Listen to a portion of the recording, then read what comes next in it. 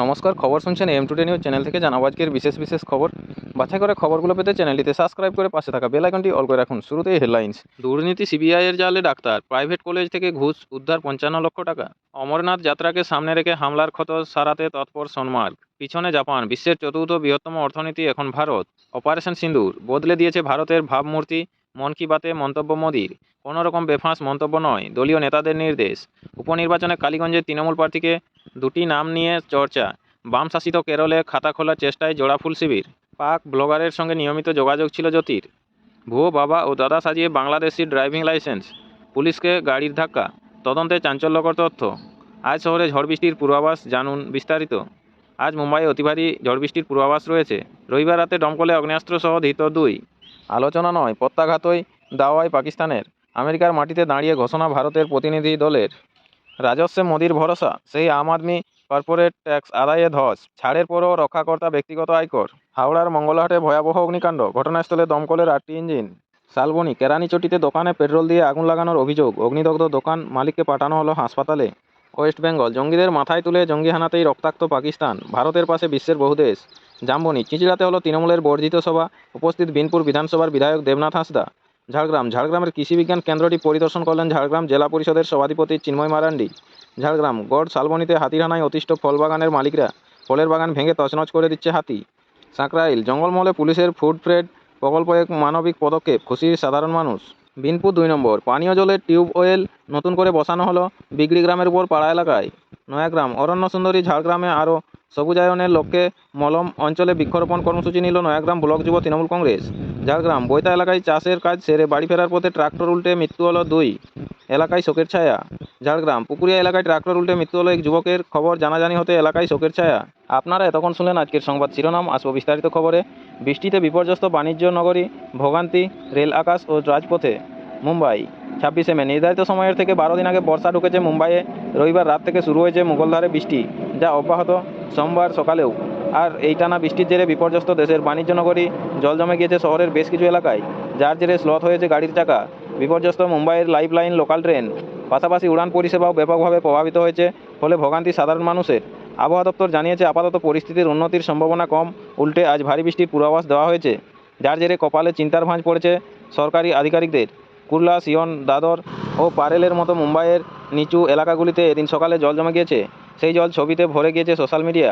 জমা জলের কারণে ব্যাহত হচ্ছে যান চলাচল। আবহাওয়া দপ্তর সূত্রে খবর, এদিন সকাল 6টা থেকে 7টার মধ্যে 40 মিলিমিটার বৃষ্টি হয়েছে। গ্র্যান্ড রোডে নথিভুক্ত হয়েছে 36 মিলিমিটার বৃষ্টি। তুলনামূলকভাবে পূর্ব মুম্বাই ও পশ্চিম উপকণ্ঠে বৃষ্টি হয়েছে কম। বৃষ্টির জেরে রাজপথের পাশাপাশি উড়ান পরিষেবার উপরে ব্যাপক প্রভাব পড়েছে। বহু উড়ান দেরিতে চলছে। বিমানবন্দরের পথে রওনা দেওয়ার আগে যাত্রীদের উড়ানের স্ট্যাটাস দেখে নেওয়ার পরামর্শ দিয়েছে বিভিন্ন সংস্থা। দুর্ভোগের একই ছবি রেলপথেও। বহু স্থানে রেললাইনে জল জমে যাওয়ায় বিপর্যস্ত হয়েছে মুম্বাইয়ের লাইফলাইন হিসেবে পরিচিত লোকাল ট্রেন। এই মুহূর্তে ট্রেনগুলি গড়ে 5 থেকে 10 মিনিট দেরিতে চলছে বলে জানা গিয়েছে। দুর্নীতি, সিবিআই জালে ডাক্তার, প্রাইভেট কলেজ থেকে ঘুষ উদ্ধার 55 লক্ষ টাকা। বর্ধমান ও কলকাতা, প্রাইভেট মেডিকেল কলেজকে অন্যায়ভাবে সুবিধা পাইয়ে দিতে এক প্রবীণ সরকারি চিকিৎসক ঘুষ নিচ্ছিলেন। সেই সময় তাকে হাতে নাতে পাকড়াও করল সিবিআই। শনিবার রাতে রীতিমতো ঘুঁটি সাজিয়ে কলকাতার গিরিশ পার্কের বাড়ি থেকে সিবিআই গ্রেপ্তার করে প্রফেসর ডক্টর তপন কুমার জানাকে। সিবিআই সূত্রের দাবি, 10 লক্ষ টাকা ঘুষ নেওয়ার সময় ওই চিকিৎসককে ধরা হয়েছে। প্রায় একই সময়ে তদন্তকারীদের একটি দল বর্ধমান শহরের মিঠাপুকুরে চিকিৎসকের বাড়িতে পৌঁছে যায়। রাত 11টা থেকে রবিবার সকাল 6:30 পর্যন্ত কেন্দ্রীয় গোয়েন্দা সংস্থার 5 সদস্যের দল তল্লাশি চালিয়ে 44,60,000 টাকা উদ্ধার করে। এর সঙ্গে ঘুষের 10 লক্ষ ধরলে মোট উদ্ধার হয়েছে টাকার পরিমাণ প্রায় 55 লক্ষ টাকা। এছাড়া ধৃতের বর্ধমানে বাড়ি থেকে কম্পিউটারের হার্ড ডিস্ক, বিভিন্ন বেসরকারি মেডিকেল কলেজের কাগজপত্র মিলেছে। ধৃতের স্ত্রীও একজন সরকারি চিকিৎসক। তাকে জিজ্ঞাসাবাদ করে তদন্তকারীরা জানার চেষ্টা করেন কোথায় কোথায় তাদের কত সম্পত্তি রয়েছে, তাদের ব্যাংক অ্যাকাউন্টে সম্প্রতি কত টাকা লেনদেন হয়েছে খতিয়ে দেখা হচ্ছে। মুর্শিদাবাদ মেডিকেল কলেজের অ্যানাটমি বিভাগের প্রধান তপনবাবু ন্যাশনাল মেডিকেল কমিশনের এনএমসি অ্যাসেসর বা মূল্যায়নকারী হিসেবে বিভিন্ন বেসরকারি মেডিকেল কলেজে পরিদর্শনে যেতেন। অভিযোগ, কর্ণাটকের বেলগাঁওয়ের একটি বেসরকারি মেডিকেল কলেজের পক্ষে ফেভারেবল রিপোর্ট দেওয়ার জন্য তিনি 10 লক্ষ টাকা দাবি করেন। নির্দিষ্ট ইনপুট এর ভিত্তিতে সিবিআইয়ের চিকিৎসক সহ বেসরকারি মেডিকেল কলেজের 2 আধিকারিকের বিরুদ্ধে শনিবারই এফআইআর করে। কর্ণাটকের ওই কলেজের প্রতিনিধি হিসেবে এক ব্যক্তি যখন গিরিশ পার্ক এলাকায় ডক্টর জানার বাড়িতে তাকে 10 লক্ষ টাকা ঘুষ দিচ্ছিলেন, তখনই হাজির হন গোয়েন্দারা। নগদ টাকা ছাড়াও প্রচুর সোনার গয়না ও মূল্যবান রত্ন পাওয়া গিয়েছে, তার নথিপত্র খুঁজছে এজেন্সি। রবিবার ডক্টর জানাকে ব্যাংকশাল আদালতে পেশ করা হলে বিচারক তাকে 3 দিনের ট্রানজিট রিমান্ডে দিল্লিতে সিবিআইয়ের সদর দপ্তরে নিয়ে যাওয়ার অনুমতি দিয়েছেন। গ্রেপ্তারির বিষয়টি এনএমসি এবং স্বাস্থ্য দপ্তরকে জানানো হয়েছে। তপনবাবুর স্ত্রী আরামবাগ মেডিকেল কলেজে কর্মরত। তিনি বলেন, শনিবার রাতে 5 জন আধিকারিক সার্চ ওয়ারেন্ট নিয়ে বাড়িতে আসেন। সঙ্গে 2 জন পুলিশ আধিকারিকও ছিলেন। তারা তল্লাশি চালান। যাওয়ার সময় হার্ড ডিস্ক এবং বেশ কিছু নথি নিয়ে গিয়েছেন। স্বাস্থ্য দপ্তর সূত্রে জানা গিয়েছে, 48 ঘন্টা পুলিশ বা সরকারি এজেন্সির হেফাজতে থাকলে সেই কর্মী বা অফিসারকে সাসপেন্ড করাই নিয়ম। এক্ষেত্রেও সেই মতো ব্যবস্থা নেওয়া হবে। স্থানীয় সূত্রে খবর, ডক্টর জানা মুর্শিদাবাদ মেডিকেল কলেজ হাসপাতালে পোস্টিং থাকলেও সপ্তাহের অর্ধেক দিনই তিনি বর্ধমানে থাকতেন। শহরে নার্সিংহোমে অপারেশন করতেন। অ্যানাটমি বিভাগে কাজ করলেও বর্ধমানে তিনি গাইনোকোলজিস্ট হিসেবে পরিচিত। এমনকি প্রসূতিদের সিজারও করতেন। বর্ধমান মেডিকেল কলেজ থেকে কিছুটা দূরে মিঠাপুকুরে তার প্রাসাদোপম বাড়ি। সেখানে তার স্ত্রী, ছেলে এবং শাশুড়ি থাকেন।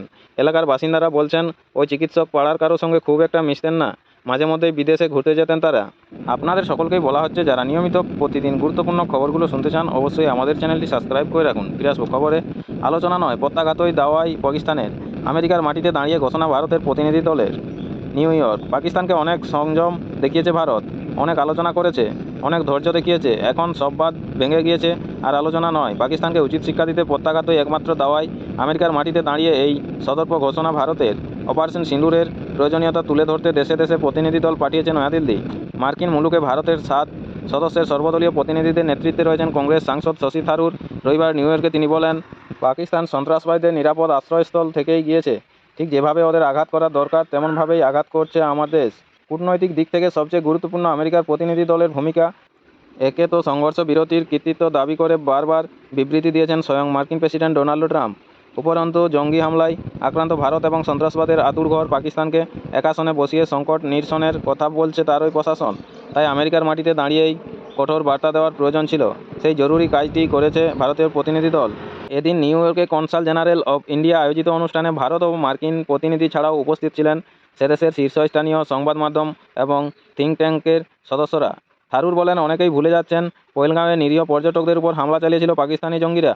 হামলার দায় স্বীকার করেছে লস্করি তৈবার শাখা সংগঠন দ্য রেজিস্ট্যান্স ফ্রন্ট নামে একটি জঙ্গি সংগঠন।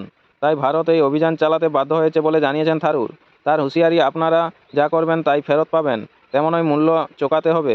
সন্ত্রাসবাদ প্রশ্নে ভারত যে ঐক্যবদ্ধ, সেই বার্তাও দিয়েছেন তিরুবনন্তপুরমের কংগ্রেস সাংসদ। থারুর বলেন, আমি সরকারের জন্য কাজ করি না, আমি একটি বিরোধী দলের সদস্য। তারপরেও আমি বলছি, ভারত সরকার সঠিকভাবেই পাকিস্তানের বুকে প্রত্যাঘাত করেছে। এই জবাবটারই দরকার ছিল। অপারেশন সিঁদুরের পর প্রধানমন্ত্রী নরেন্দ্র মোদী জানিয়েছিলেন, জঙ্গি হামলার উত্তরে প্রত্যাঘাতই এখন নিউ নর্মাল। মার্কিন মুলুকে শশী থারুরের মুখেও শোনা গেল সেই কথা। বললেন, পাকিস্তান থেকে সীমান্ত পেরিয়ে আমাদের নাগরিকদের নির্বিচারে হত্যা করে কেউ পার পেয়ে যাবে, এটা হতে পারে না। প্রত্যেকে এখন সেটা বুঝে গিয়েছে। প্রত্যাঘাতের ভয় এবার সবাই পাবে, এমনটাই এখন নতুন নিয়ম, নিউ নর্মাল। ভারতের প্রতিনিধিরা মনে করিয়ে দিয়েছেন, আমেরিকাও কিন্তু সন্ত্রাসবাদী হামলার শিকার। তথ্য মত বিনিময়ের আগে তারা নিউ ইয়র্কের 9 বা 11 স্মৃতিফলকে শ্রদ্ধা জানান। থারুর বলেন, আমাদের মনে রাখা উচিত, সন্ত্রাসবাদ উভয় দেশেরই সমস্যা। এই সমস্যায় জর্জরিত গোটা বিশ্ব। তাই আমাদের একযোগে লড়াই করতে হবে। এদিন বাহরিনেও পাকিস্তানের বিরুদ্ধে তীব্র ক্ষোভ প্রকাশ করেন মিম সাংসদ আসাদ উদ্দিন ওয়েইসি। বিজেপি সাংসদ বৈজয়ন্ত পান্ডার নেতৃত্বাধীন প্রতিনিধি দলের এই সদস্য বলেন, জঙ্গিহানায় আমরা কত নিরীহ মানুষকে হারিয়েছি, এর জন্য দায়ী পাকিস্তান, একটা ব্যর্থ রাষ্ট্র। প্রতিদিন নিয়মিত সঠিক খবরগুলো শোনার জন্য আমাদের চ্যানেলটির সাথে যুক্ত থাকুন। আসবো পরবর্তী খবরে। রাজস্বে মোদির ভরসা, সেই আম আদমি কর্পোরেট ট্যাক্স আদায়ে ধস, ছাড়ের পরও রক্ষাকর্তা ব্যক্তিগত আয়কর। কলকাতা, মূল্যবৃদ্ধি ছাড়া না দেওয়া উৎপাদন ক্ষেত্র, তারপরও কর্পোরেট ট্যাক্সে বিপুল ছাড়। এই পরিস্থিতিতে নরেন্দ্র মোদী সরকারের রাজস্ব ভরার দায় এবং দায়িত্ব কার? সেই আম আদমির। চলতি অর্থবর্ষ অর্থাৎ 2025 থেকে 26 সালের জন্য 12 লক্ষ টাকা পর্যন্ত আয়ে ছাড় ঘোষণা করেছে কেন্দ্র। চাকরিজীবীদের জন্য সেই অঙ্কটাই 12,75,000। তারপরও আমজনতা কীভাবে রক্ষাকর্তা হয়ে উঠবে? ছাড় ঘোষণার সময় অর্থমন্ত্রকই তো দাবি করেছিল, এর ফলে নাকি কেন্দ্রের 1 লক্ষ কোটি টাকার রাজস্ব ক্ষতি হবে। এখন অবশ্য সেই সরকারই মনে করছে সাধারণ মানুষের পক্ষেই তা সম্ভব। প্রথমত, প্রায় 40,000 কোটি টাকা পর্যন্ত জিএসটি আদায় বাড়িয়ে তেমনই ইঙ্গিত দিয়েছে স্টেট ব্যাংক রিপোর্ট। আর দ্বিতীয়ত, ব্যক্তিগত আয়করে গত কয়েকটি অর্থবর্ষে একটি পরিসংখ্যান নয় কিন্তু স্পষ্ট, কর্পোরেটের তুলনায় ব্যক্তিগত আয়করের ক্ষেত্রে আদায় বেশি। উল্লেখযোগ্য বিষয় হলো, চলতি অর্থবর্ষের ক্ষেত্রেও তেমনই আশা করছে কেন্দ্র। এবার আয়করের লক্ষ্যমাত্রা রাখা হয়েছে 25,20,000 কোটি টাকা। আর এর মধ্যে আমজনতার আয়কর বাবদ আদায়ের টার্গেট 13,60,000 কোটি। অথচ কর্পোরেট বা বরাদ্দ আদায়ের লক্ষ্যমাত্রা 10,82,000 কোটি টাকা। আয়কর দপ্তরের কর্তারা বলছেন, এমনিতেই দেশের শিল্পের হার ততটা ভালো নয়।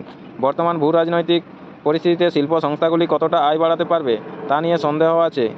সেই কারণেই সাধারণ মানুষের কাঁধে বন্দুক রেখে কর বৈতরণী পেরোতে চাইছে কেন্দ্র। বিগত কয়েক বছর ধরেই দেশে কর্পোরেট কর আদায়কে ছাপিয়ে গিয়েছে ব্যক্তিগত আয়করের অঙ্ক। 2023 থেকে 24 অর্থবর্ষে কর্পোরেট বা ব্যবসা থেকে আদায় হওয়া করের তুলনায় সাধারণ মানুষের থেকে প্রাপ্ত আয়কর প্রায় 1 লক্ষ কোটি টাকা বেশি ছিল। 2024 থেকে 25 অর্থবর্ষে সেই পার্থক্য বেড়ে 1,96,000 কোটিতে পৌঁছয়। চলতি বছরে যে লক্ষ্যমাত্রা রাখা হয়েছে তাতে সেই ফারাক আরও বেড়ে 2,78,000 কোটি টাকায় পৌঁছানোর কথা। আয়কর দপ্তরের কর্তাদের নির্দেশ দেওয়া হয়েছে গত অর্থবর্ষের তুলনায় এবার কর্পোরেট ট্যাক্স আদায় বাড়াতে হবে 95,000 কোটি টাকা, কিন্তু সাধারণ মানুষের থেকে আদায় বাড়াতে হবে 1,77,000 কোটি। পশ্চিমবঙ্গের ক্ষেত্রে চলতি আর্থিক বছরে কর্পোরেট কর বাবদ আদায়ের টার্গেট দেওয়া হয়েছে 30,800 কোটি টাকা। আম জনতা থেকে আদায় করতে হবে 38,800 কোটি টাকা, অর্থাৎ এক্ষেত্রে সাধারণ মানুষের থেকে 8,000 কোটি টাকা বেশি আয়কর আদায় করতে হবে পশ্চিমবঙ্গে। আয়করে বিপুল ছাড় সত্ত্বেও কীভাবে আসবে এই টাকা, এর জন্য একাধিক পদক্ষেপের নির্দেশ দেওয়া হয়েছে কর্তাদের। প্রথমেই বলা হয়েছে সার্চ এবং সার্ভে বাড়াতে হবে প্রতিটি রাজ্যে, অর্থাৎ আয়কর তল্লাশিতে জোর দেওয়া হবে। বছরভর আরও বেশি সংখ্যক মানুষ যাতে আয়করের আওতায় আসেন তা নিশ্চিত করতে হবে কর্তাদের। তা কিভাবে সম্ভব? কলকাতায় আয়কর ভবনের এক কর্তার কথায় আমাদের বলা হয়েছে ব্যাংক, অন্যান্য আর্থিক প্রতিষ্ঠান, জমি ও বাড়ি রেজিস্ট্রেশন অফিসের মতো যেসব প্রতিষ্ঠানে বড় অঙ্কের লেনদেন হয় সেগুলির সঙ্গে আমাদের যোগাযোগ আরও নিবিড় করতে হবে। তাদের সঙ্গে নিয়মিত যোগাযোগ রাখতে হবে এবং আনুষ্ঠানিকভাবে আলোচনায় বসতে হবে। ওই প্রতিষ্ঠানগুলি যাতে নিয়মিত আমাদের তথ্য সরবরাহ করে তার জন্য আইন আছে, কিন্তু তারপরও বহু ক্ষেত্রেই তথ্য এসে পৌঁছায় না। সেই তথ্যই আমাদের কর আদায় বাড়াতে সাহায্য করে। আমরা সেই কাজটি করব। আপনাদের সকলকেই বলা হচ্ছে যারা নিয়মিত গুরুত্বপূর্ণ খবরগুলো শুনতে চান অবশ্যই আমাদের চ্যানেলটি সাবস্ক্রাইব করে রাখুন। ফিরে আসবো খবরে। সিউড়িতে যুবকের অর্ধনগ্ন দেহ উদ্ধার, চাঞ্চল্য। সিউড়ি 26শে মে সোমবার সকালে যুবকের অর্ধনগ্ন নিথর দেহ উদ্ধার, চাঞ্চল্য ছড়ালো বীরভূমের সিউড়িতে। খুনের অভিযোগ তোলা হয়েছে মৃতের পরিবারের তরফে। ওটা ঘটনা তদন্ত শুরু করেছে পুলিশ। দেহ উদ্ধার করে ময়নাতদন্তের জন্য পাঠানো হয়েছে। পুলিশ জানিয়েছে মৃতের নাম মিলন দলুই, বয়স 35। তিনি সিউড়ি পুরসভা এলাকায় বাসিন্দা ছিলেন। পেশায় দিনমজুর। মিলনের অস্বাভাবিক মৃত্যুর ঘটনাকে কেন্দ্র করে রহস্যদানা বাঁধতে শুরু করেছে। প্রাথমিকভাবে জানা গিয়েছে তিলপাড়া পঞ্চায়েত এলাকার সুকান্তপল্লী এলাকা থেকে দেহ উদ্ধার হয়। মৃতের পরিবারের সদস্যদের দাবি মুখের বাম দিকের অংশে ভারী বস্তু দিয়ে থেতলানো হয়েছিল। ঘটনার খবর পেতেই সিউড়ি থানার দেহ উদ্ধার করে ময়নাতদন্তের জন্য সিউড়ি সুপার স্পেশালিটি হাসপাতালে পাঠিয়েছে। কী কারণে এই মৃত্যু তা জানতে তদন্ত শুরু হয়েছে। দেখে নেব আবহাওয়ার আপডেট কী রয়েছে। আজ শহরে ঝড় বৃষ্টির পূর্বাভাস। কলকাতায় তাপমাত্রা খুব বেশি না চড়লেও ভ্যাপসা গরম থেকে রেহাই মিলছে না। রবিবারও কিছু এলাকায় সামান্য বিক্ষিপ্ত বৃষ্টি হয়েছে। আজ সোমবারও শহরে ঝড় বৃষ্টির পূর্বাভাস দিয়েছে আবহাওয়া দপ্তর। এদিন সকালে রোদ ঝলমল করলেও দুপুর অথবা সন্ধ্যার পরে আকাশ কালো মেঘে ঢেকে যেতে পারে। সেই সঙ্গে নামতে পারে বৃষ্টি, সেই সঙ্গে হালকা ঝড়ও হতে পারে। সর্বশেষ পূর্বাভাসে এমনই জানানো হয়েছে আবহাওয়া দপ্তর থেকে। এছাড়া দক্ষিণ 24 পরগনা, নদিয়া, উত্তর 24 পরগনা ও মুর্শিদাবাদের বিভিন্ন স্থানেও আগামী কয়েক ঘন্টার মধ্যে ঝড় বৃষ্টির পূর্বাভাস আছে। আজ কলকাতার সর্বোচ্চ তাপমাত্রা 32 ডিগ্রি সেলসিয়াসের আশপাশে ঘোরাফেরা করবে। সর্বনিম্ন তাপমাত্রা থাকতে পারে 27 ডিগ্রি সেলসিয়াসের ঘরে। গতকাল শহরের সর্বোচ্চ তাপমাত্রা ছিল 32.1 ডিগ্রি সেলসিয়াস, যা স্বাভাবিকের থেকে 3.3 ডিগ্রি সেলসিয়াস কম। সর্বোচ্চ তাপমাত্রা 27.8 ডিগ্রি সেলসিয়াস, যা স্বাভাবিকের থেকে 0.6 ডিগ্রি সেলসিয়াস বেশি। 25শে মে সকাল 6:30 থেকে পরবর্তী 24 ঘন্টায় শহরে বৃষ্টিপাত হয়েছে 0.6 মিলিমিটার। ভুয়ো বাবা ও দাদা সাজিয়ে বাংলাদেশি ড্রাইভিং লাইসেন্স। কলকাতা কেঁচো খুঁড়তে গিয়ে বেরিয়ে পড়ল কেউটে। সাধারণ একটি দুর্ঘটনার তদন্ত করছিল পুলিশ। বাজেয়াপ্ত করা হয়েছিল অভিযুক্ত গাড়ি চালকের ড্রাইভিং লাইসেন্স, আধার সহ বিভিন্ন নথি। সেই নথিপত্র খতিয়ে দেখতে গিয়ে খটকা লাগে কালীঘাট থানার অফিসারদের। পরীক্ষায় জানা যায় সমস্ত নথিই জাল। অভিযুক্ত চালক আজাদ শেখ আসলে বাংলাদেশি। কাঁটাতারের বেড়া ডিঙিয়ে এই রাজ্যে ঢোকেছে। তারপর বাড়িওয়ালার বাবাকে নিজের বাবা সাজিয়ে তৈরি করে ফেলে একাধিক জাল ভারতীয় নথি। এই কাজে সাহায্য করে বাড়িওয়ালা স্বয়ং। এই অভিযোগে নতুন করে মামলা রুজুর পর গ্রেপ্তার করা হয়েছে আজাদ ও বাড়িওয়ালা জফর আলী শেখকে। পুলিশ সূত্রে জানা গিয়েছে গত 18 মে রিজেন্ট পার্ক থানার assistant sub inspector ASI Susena দাসের আইন শৃঙ্খলা সংক্রান্ত ডিউটি ছিল নিউ আলিপুর এলাকায়। সকাল 6টা নাগাদ বাড়ি থেকে বেরিয়ে বাইকে করে তিনি ডিউটির জায়গায় যাচ্ছিলেন। সদানন্দ রোডের কাছে বেপরোয়া গতিতে আসা একটি গাড়ি তার বাইকে ধাক্কা মারে। বাইক উল্টে গিয়ে বাম পা ভাঙে সুসেনবাবুর। কোমরে এবং মুখেও আঘাত পান। বেপরোয়া গতি, ধাক্কা মারা সহ একাধিক ধারায় মামলা রুজু করে তাকে গ্রেপ্তার করে কালীঘাট থানা। অভিযুক্ত চালক পুলিশকে জানায় তার নাম আজাদ শেখ। তার ড্রাইভিং লাইসেন্স, আধার সহ বিভিন্ন নথি বাজেয়াপ্ত করা হয়। দেখা যায় সেসব নথিতে উত্তর 24 পরগনার নেজাটের ঠিকানা রয়েছে। জিজ্ঞাসাবাদে ধৃত জানায় সে ওখানে ভাড়া থাকে। তার কাছ থেকে উদ্ধার হওয়া নথি পরীক্ষার জন্য পাঠানো হলে জানা যায় সব নথি জাল। এরপর জিজ্ঞাসাবাদে ভেঙে পড়ে আজাদ তদন্তকারীদের জানায় সে আদতে বাংলাদেশি নাগরিক। ওপারেও তার নাম ছিল আজাদ। 2023 সালের অক্টোবরে সে বনগাঁ সীমান্ত দিয়ে দালালের মাধ্যমে ভারতে ঢোকে। ওই দালালের এক পরিচিতর বাড়ি নেজাটে। তার মাধ্যমে নেজাটে গিয়ে বাড়ি ভাড়া নেয় আজাদ। কোনোরকম নথি যাচাই না করে তাকে থাকার ব্যবস্থা করে দেয় বাড়িওয়ালা জাফর আলী শেখ। এরপর জাফরকে দাদা এবং তার বাবাকে নিজের বাবা সাজিয়ে জন্মের শংসাপত্র জোগাড় করে আজাদ। তার ভিত্তিতে আধার কার্ড ও ড্রাইভিং লাইসেন্স তৈরি হয়ে যায়। এমনকি পাসপোর্টও করে নেয় সে। তদন্তকারীরা আজাদের জালিয়াতি সম্পর্কে নিশ্চিত হন। আজাদ তদন্তকারীদের জানায় গোটাটাই জানে এবং সব রকম সহযোগিতা করেছে জাফর। শনিবার রাতে নেজাট এলাকা থেকে জাফরকে গ্রেপ্তার করে কালীঘাট থানা। জাফর যে সব জানতো তদন্তকারীদের কাছে স্বীকার করে। সে জানা যায় তার বাবার মৃত্যু হয়েছে আগেই। আজাদের ভারতীয় নথি পেতে যাতে কোনো অসুবিধা না হয় তার জন্য অভিযুক্তকে ভাই পরিচিত দিয়ে বিভিন্ন জায়গায় নথি পেশ করে। তাই দুজনের বাবার নাম এক রয়েছে সব নথিতে। আপনাদের সকলকেই বলা হচ্ছে, যারা নিয়মিত গুরুত্বপূর্ণ খবরগুলো শুনতে চান অবশ্যই আমাদের চ্যানেলটি সাবস্ক্রাইব করে রাখুন। ফিরে আসবো খবরে। পিছনে জাপান, বিশ্বের চতুর্থ বৃহত্তম অর্থনীতি এখন ভারত। নয়াদিল্লি, জাপানকে টপকে এবার বিশ্বের চতুর্থ বৃহত্তম অর্থনীতির দেশ হলো ভারত। শনিবার একথা জানিয়েছেন নীতি আয়োগের সিইও বিভিআর সুব্রহ্মণ্যম। এদিন নীতি আয়োগের দশম কাউন্সিলরের বৈঠক শেষে সাংবাদিকের মুখোমুখি হয়ে তিনি জানান, গোটা বিশ্বে ভারত এখন চতুর্থ বৃহত্তম অর্থনীতির দেশ। নমস্কার, এখনকার স্থানীয় সংবাদটি এই পর্যন্তই। পরবর্তী সংবাদটি পেতে চ্যানেলটিতে সাবস্ক্রাইব করে পাশে থাকা বেল আইকনটি অল করে রাখুন। সবাই ভালো থাকুন, সুস্থ থাকুন। দেখা হচ্ছে পরবর্তী আপডেট খবরে। ধন্যবাদ।